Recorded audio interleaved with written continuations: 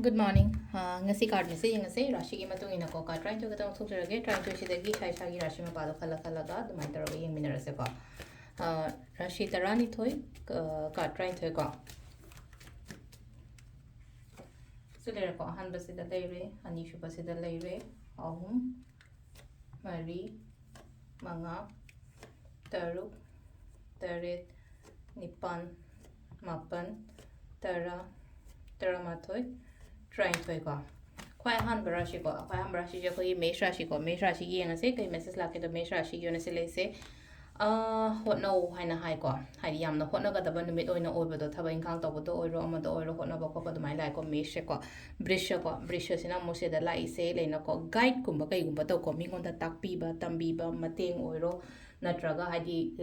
kenoma hadi lambi ma kari ma tak keno to wiba se lamjing biba se su ma se phai ko ahum su ba jina koi mithun rasi gi yamna balance tawra chat pada amagi shu yana ba damai tawra sisina aina keno hadi lotion bangam gani ko thabeng khang gumba kai gumba kar rasi gi na haraga de singha gi na silai se mateng gumba kai gumba ingonda lakpa su oi gani ko hadi mateng oiro ama oiro kana mina ba pula peshanung sha kai ka phajana lakpa oina oiri ko kai na sida aduga next ki sena अखोगी